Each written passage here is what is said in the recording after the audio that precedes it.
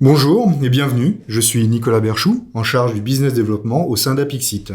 Je suis ravi de vous retrouver pour ce podcast mensuel sur l'actualité et les tendances de fond liées à la transformation numérique des organisations. L'idée, je vous le rappelle, est de se mettre en perspective des tendances de marché et des évolutions techniques ou fonctionnelles autour de différentes thématiques cybersécurité, infrastructure et cloud. Aujourd'hui, je vous propose d'évoquer le développement des APT dans le paysage des menaces et surtout les moyens de contrer ce type d'attaque de façon efficace. Grâce notamment, semble-t-il, à un tandem devenu inséparable et indissociable, l'EDR et le SOC. Pour échanger sur ce sujet, j'ai le plaisir d'accueillir Jean-Philippe Guillemin, expert cybersécurité au sein d'Apixit, et également Christophe Dacosta, spécialiste EDR au sein d'Apixit également. Bonjour à tous les deux. Bonjour. Bonjour. Donc Jean-Philippe, on constate un développement de la surface d'exposition des organisations et dans le même temps, un type d'attaque revient régulièrement ces derniers mois, les APT justement. Mais est-ce que tu peux nous dire de quoi il s'agit un petit peu plus précisément ? Alors les APT, c'est pas quelque chose de nouveau. Ça existe déjà depuis quelques années. Actuellement, en fait, on constate que plutôt que de dire qu'il y a plus d'APT qu'avant, je pense que c'est plutôt un nombre d'entreprises beaucoup plus important qui est concerné par ces attaques-là. C'est les attaques qui prennent du temps, qui demandent des moyens.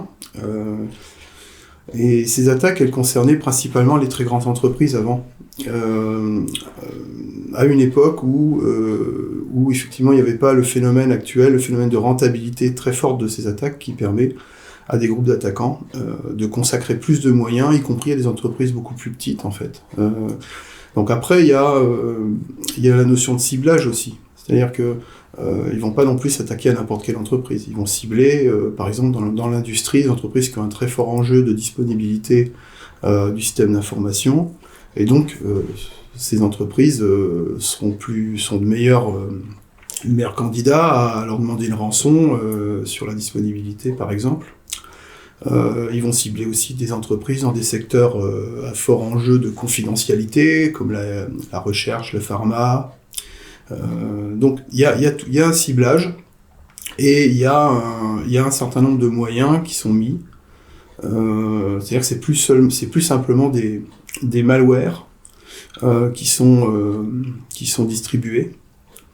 Il y a une vraie démarche de compromission du système d'information avec quelqu'un derrière la console en fait. Et si tu devais définir justement ce qu'est une APT, comment tu le positionnerais, comment tu le définirais justement ? Alors, il y a des modèles. En fait, il y a principalement deux. Celui qui est très connu du MITRE ATT&CK, en français souvent on dit MITRE ATT&CK. Donc c'est un modèle qui définit en fait les différentes étapes d'une attaque typique, qui modélise en fait selon environ, je crois, 14 étapes. Et il y en a un autre qui est un peu moins connu, qui s'appelle le Cyber Kill Chain, qui modélise en 7 étapes. Alors c'est plus simple à suivre. Alors c'est plutôt sur celui-là que moi en général j'explique, parce que c'est beaucoup plus facile à suivre. Mais il faut garder à l'esprit que ce sont des modèles.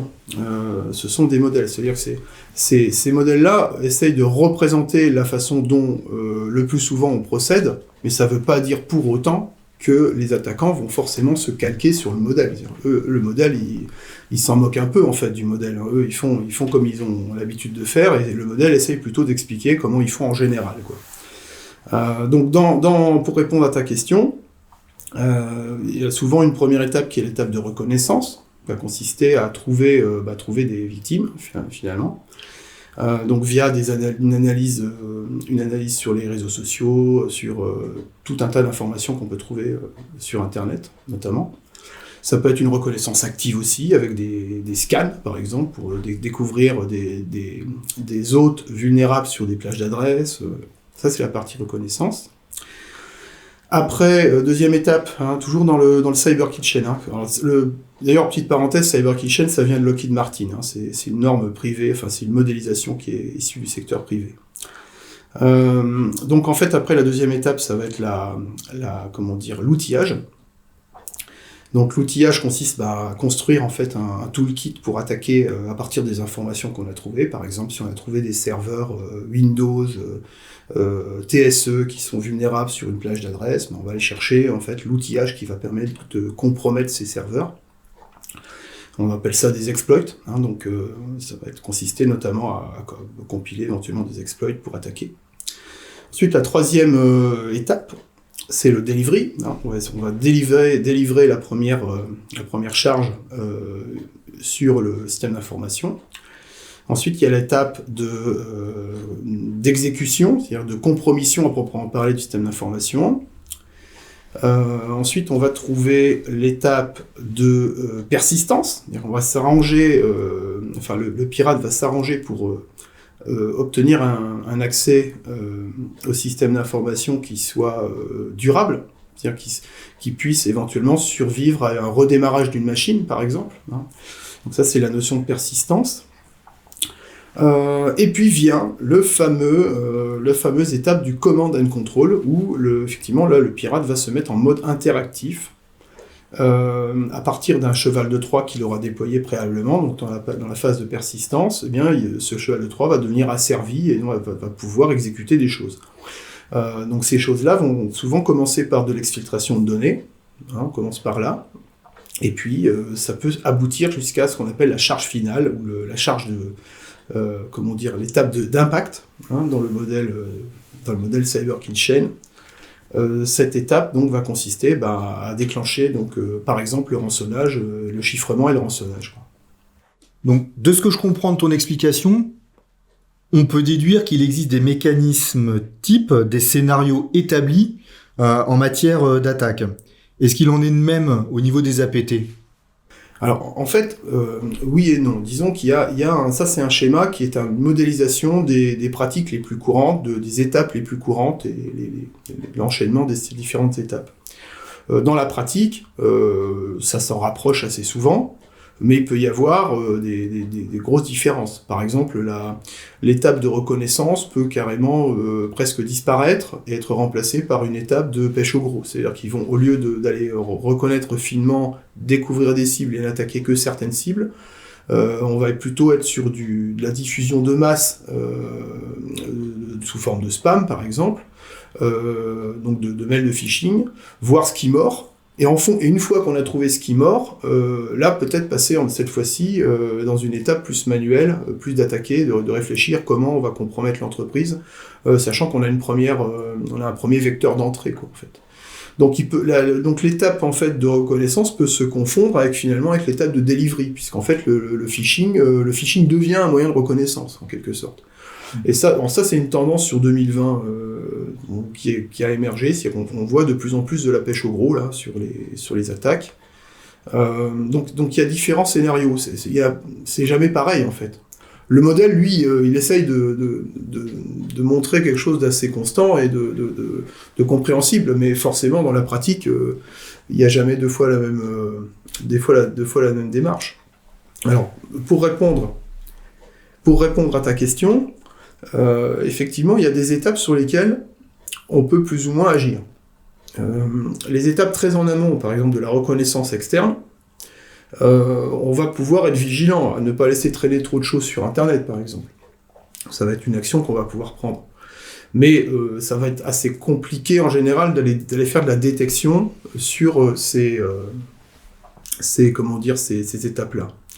De même sur l'étape comme ils disent dans Cyber Kill Chain, ils disent weaponization, donc l'outillage. L'étape d'outillage, pareil, on ne va pas pouvoir faire grand-chose en termes de détection. On peut trouver des signaux faibles, mais c'est pas là qu'on a le plus d'actions possible. Par contre, dès qu'il y a un contact avec le système d'information, c'est là que rentrent en jeu des systèmes de détection d'intrusion modernes. Donc des systèmes de détection d'intrusion, ça existe depuis longtemps aussi, bien sûr. Et effectivement, si on doit retenir aujourd'hui un système de détection d'intrusion qui marche bien contre ces attaques-là, contre les attaques un peu évoluées, c'est la forme moderne de l'IDS, avec des sensors sur chaque PC, sur chaque serveur. Ça s'appelle un EDR. Il y a différentes variantes de ce type d'outils. Hein. Il y a la version qui fait aussi par rapport au trafic réseau, qu'on appelle le NDR, mais globalement on est sur ce type de solution et où clairement aujourd'hui c'est ce qui fonctionne. Hein. C'est ce que nous on voit, c'est ce qui fonctionne vraiment pour détecter ces attaques. En fait, les solutions traditionnelles apportent une réponse plutôt parcellaire à la problématique. Donc elles adressent certains sujets, mais elles répondent pas totalement aux besoins de protection qui sont issus de ces nouvelles menaces. Alors Christophe, est-ce que tu peux nous dire justement quels sont selon toi les moyens adaptés pour y faire face ?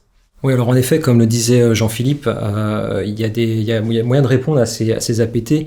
Donc traditionnellement, on va avoir les antivirus habituels qui vont se baser sur des signatures de fichiers, des attributs de fichiers, la mise en corrélation d'informations de ce genre via des outils de machine learning et autres. Se sont greffés progressivement tout ce qui était détection comportementale sur ces antivirus. Parce qu'on s'est rendu compte que de plus en plus de menaces ne s'appuyaient pas forcément sur des fichiers avec des attaques en mémoire, des choses comme ça.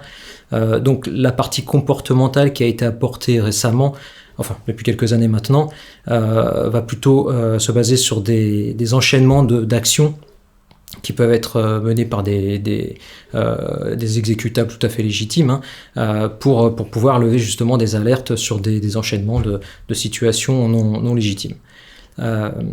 Ensuite, on s'est vite rendu compte que c'était pas suffisant parce qu'aujourd'hui, les menaces sont de plus en plus ciblées et sophistiquées, comme le disait donc Jean-Philippe, et c'est là qu'intervient la partie EDR.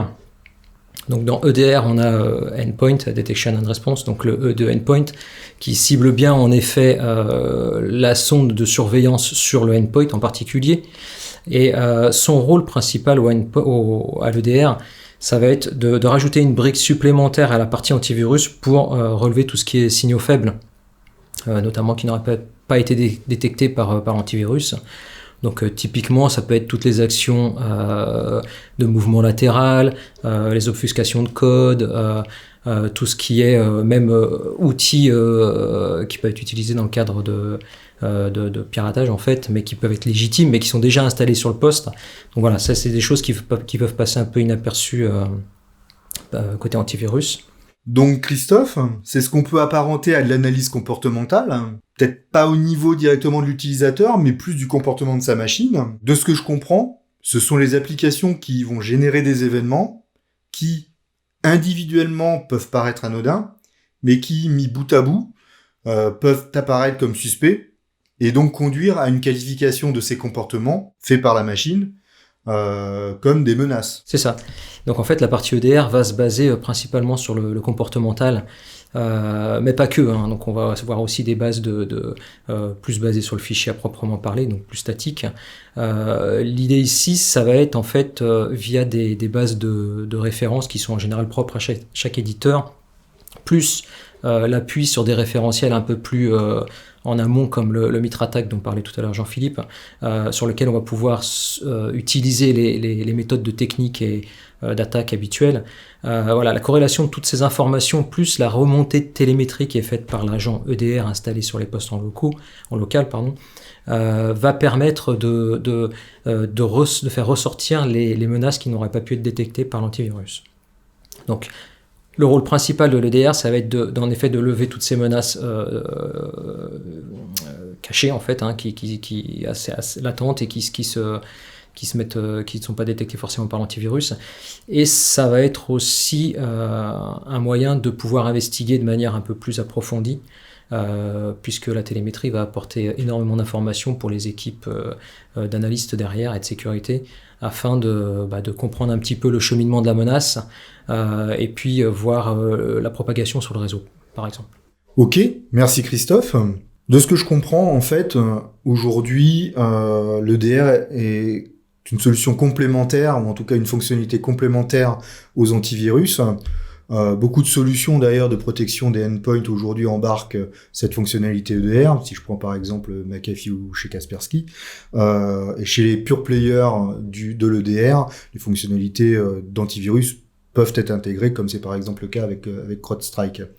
Donc en fait, c'est l'association du fonctionnement d'un antivirus et d'un EDR qui aujourd'hui permet d'adresser en partie plus précisément les problématiques et les menaces APT. Pourtant, en introduction, on disait que pour être pleinement efficace, il peut être nécessaire d'avoir recours à des compétences plutôt humaines, spécifiques, intégrées au sein d'équipes dédiées et spécialisées à la cybersécurité et à la cyberanalyse, et peut-être justement intégrées à un SOC, qui semble être aujourd'hui un élément plutôt indissociable de l'usage de l'EDR. Jean-Philippe, est-ce que tu peux nous en dire un petit peu plus sur le sujet ? Effectivement, l'EDR est une sonde de détection d'intrusion, détection d'attaque plutôt, sophistiquée, qui récupère plein de télémétrie sur les endpoints notamment, hein, mais ça peut être aussi les serveurs. Et à partir de là, elle est capable de modéliser assez finement un comportement ou un enchaînement d'actions qui correspondent en fait à un scénario d'attaque. À partir de là, effectivement, l'EDR va générer des alertes. Ces alertes sont plus ou moins d'une gravité plus ou moins importante. Pour certaines d'entre elles, on va pouvoir dire à l'EDR directement de prendre des actions automatiques, par exemple de confiner des postes, ce genre de choses, mais pas pour toutes. Il y a un certain nombre d'alertes pour lesquelles il est nécessaire d'investiguer et de procéder à ce qu'on appelle la levée de doute, c'est à vérifier si l'alerte est bien, déjà si c'est pas un faux positif, ça peut arriver qu'il y en ait. Ce serait dommage de bloquer des postes pour des faux positifs. Donc, pour ces raisons-là, il faut être capable en H24, puisque ça peut arriver le jour, la nuit, n'importe quand. Il faut être capable de procéder à cette analyse complémentaire, soit simplement avec le savoir-faire du cyberanalyste qui va creuser un petit peu les différentes composantes de cette attaque qui a été détectée donc à partir de la console EDR, soit aussi avec un outillage, ça peut être de l'outillage complémentaire, ce qu'on appelle du SOAR, c'est-à-dire qu'avec des outils complémentaires, on va faire de la corrélation avec d'autres sources d'informations.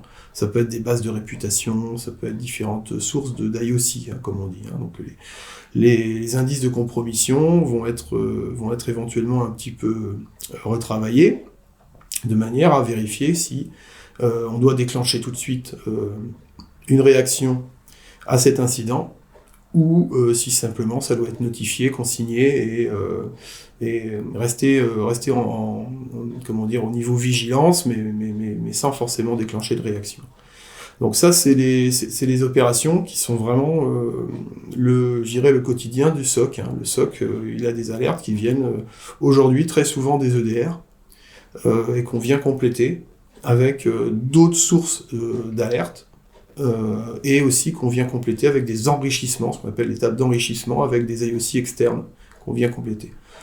Reste néanmoins, il faut quand même garder à l'esprit que les EDR actuels sont suffisamment aboutis pour que, en eux-mêmes, dans leur source d'IOC, leur source d'information sur les indices de compromission, ils aient déjà bien fait le boulot. C'est-à-dire qu'ils ont déjà une source d'IOC qui est très, très, très complète la plupart du temps.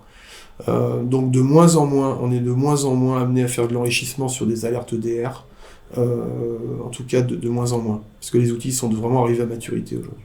Et pour compléter ton propos, est-ce que tu aurais des exemples d'illustrations où justement la combinaison d'un SOC à un EDR a permis d'aller plus loin que la situation où seul un EDR aurait été présent pour répondre et faire face à la menace? L'exemple typique, c'est l'exemple d'une alerte qui arrive la nuit, donc à 2h du matin. À 2h du matin, on a un début de compromission sur plusieurs postes dans l'entreprise. Il n'y a pas encore eu de déclenchement d'action, d'action létale. Il n'y a pas eu a priori, il n'y a pas eu d'exfiltration, pas encore. Il n'y a pas eu forcément de chiffrement non plus. Donc on est sur un comportement, simplement un enchaînement d'exécution de plusieurs processus dans des PC qui laisse penser à l'EDR que ça correspond au début d'un scénario d'attaque. Okay. Donc à partir de là, c'est un peu tôt pour confiner ces postes-là, parce que parfois ce type de comportement peut être causé par des une utilisation légitime en fait qui match en fait avec le scénario de détection. Donc à ce stade, effectivement, il y a un cyberanalyste qui va regarder ce qui se passe. Il va regarder vraiment si par rapport à des fiches d'instruction qu'il a dans sa KB base, s'il a déjà eu d'autres cas similaires. Donc ça aussi c'est un élément très important, c'est que dans un SOC, il n'y a pas que la mémoire des cyberanalystes, il y a la mémoire de tous les cyberanalystes, et ça c'est dans une base de données avec donc des fiches d'instruction et des fiches de retour d'expérience en fait. Donc à partir de tous ces éléments-là, et aidé aussi par des outils de corrélation, là encore le SOAR rentre en jeu, puisque le SOAR il fait aussi ce type de recherche sur des anciens incidents qui ressemblent à l'incident qui vient de se dérouler. À partir de là, on va être capable de qualifier plus finement si oui ou non il faut réagir. Et donc ce qui va se passer, c'est que, évidemment, comme on est au milieu de la nuit, on peut aussi mettre en œuvre ce qu'on appelle le principe de précaution. C'est-à-dire que même si on n'est pas sûr à 100% qu'on ait affaire à une attaque, dans certains cas, ça dépend des processus qui ont été convenus pour le niveau de criticité de tel ou tel système d'information, de telle ou telle entreprise. L'entreprise peut nous avoir demandé d'appliquer le principe de précaution. C'est-à-dire que si on a un doute, eh bien, on va, par exemple, confiner des postes.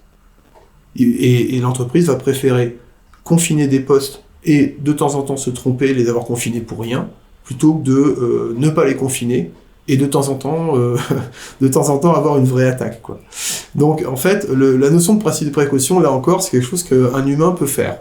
Une machine, c'est plus difficile. Très bien.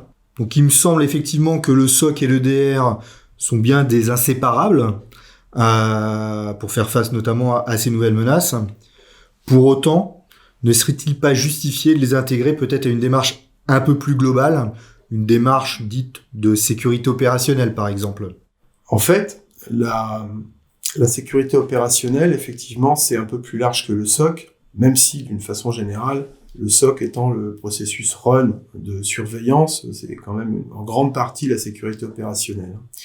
La sécurité opérationnelle, ça va être aussi, si on fait exception des étapes en amont qui vont consister à durcir le système d'information, durcir aussi les utilisateurs, en les sensibilisant, etc. C'est des choses qui sont connues, je ne reviens pas dessus.